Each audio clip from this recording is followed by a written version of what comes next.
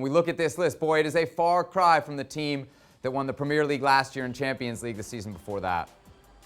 Yeah, I had to confer with a good friend of mine, Jason McAteer, who's obviously been in and around the new training ground. And, you know, we chatted together which personnel we think's fit. Liverpool are really sweating on Firmino passing a COVID-19 test, and he's passed that. So that's the team I've sort of come up with Alisson in goal. I think James Milner will play at right back. Nat Phillips will play at centre-half alongside Matip. Andy Robertson, we hear, is going to be fit.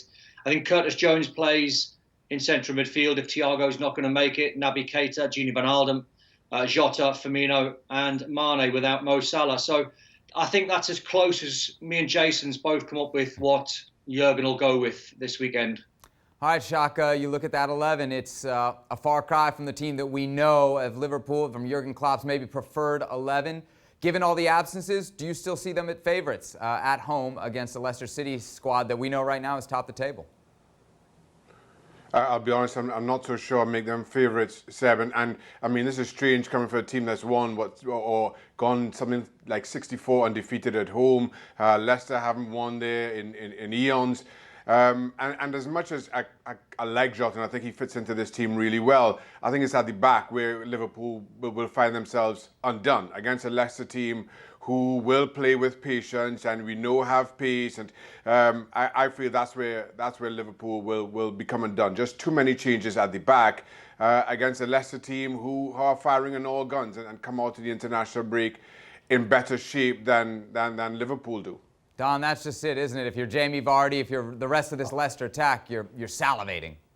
Oh, you are. If you're Jamie Vardy, you think, well, who do I play on? Because Matip's a very, very good player, but he's not particularly quick. And Nat Phillips is very, very good in the air, but he hasn't got a turn of pace neither. So unless Jurgen Klopp comes up with a different game plan where we've seen Liverpool start this season be really high and very, very close to the halfway line, they might actually go the other way, and then they might go really deep and not allow any space for Jamie Vardy to run in behind and get down the sides. Because if he does, you can imagine him burning the two centre-halves for pace, for fun, because one of the quickest strikers in the Premier League, a guy that's red hot, he's in super form, he's scoring goals for fun.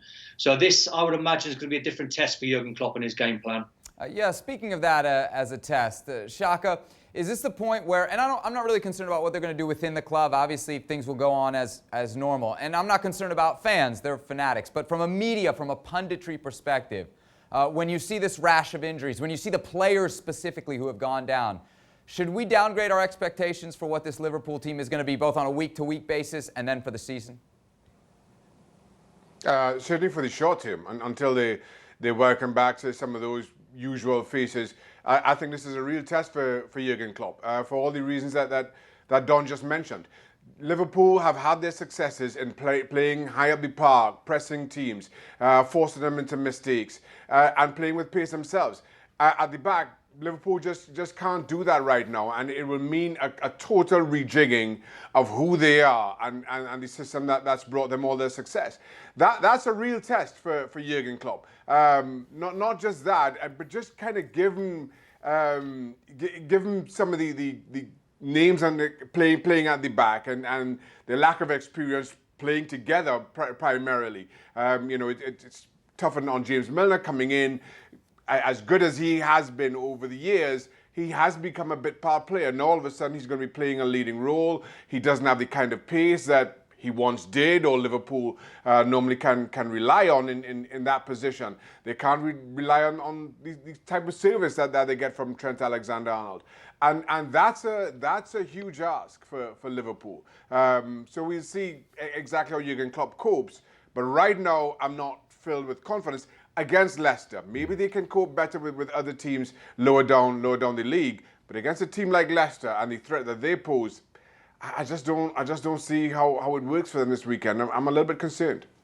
Don, I know next man up is a bit of a cliche, but there comes a point in a season where you just have so much injury, so many players that you miss out on, that your position in the table is affected. Do you think that Liverpool has hit that point yet?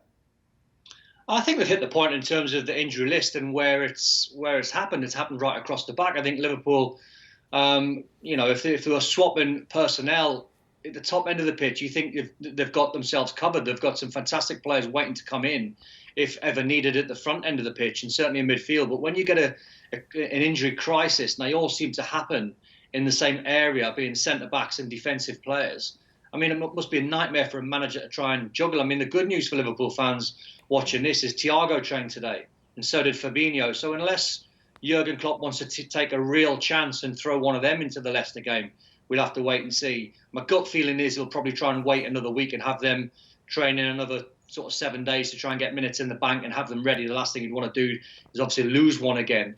But listen, it's a test, and it's a test for Liverpool. And as Shaka said before, they've got a ridiculous home record, not being beaten for close to 3.5 years at Anfield.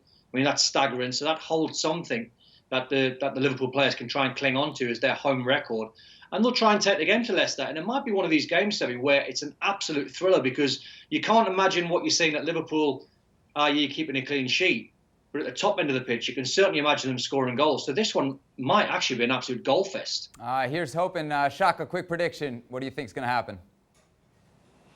I don't see a goal fest. I see Leicester 1-0, Jamie Vardy in the 75th minute. Can't get any more exact than that. Don, you want to give us a number on your goal fest? Listen, I'm thinking something like a 2-2. I'm thinking loads of goals. I look at Liverpool at the top end of the pitch, and whenever I watch Sadio Mane, I mean, I absolutely adore him. I just think he's easily one of the best players in the Premier League. He's in red-hot form as well. I see Leicester scoring. So my prediction, and I think Liverpool fans might take it now, a 2-2. Thanks so much for watching ESPN on YouTube. And for more sports highlights and analysis, be sure to download the ESPN app. And for premium content and live streaming, subscribe to ESPN Plus.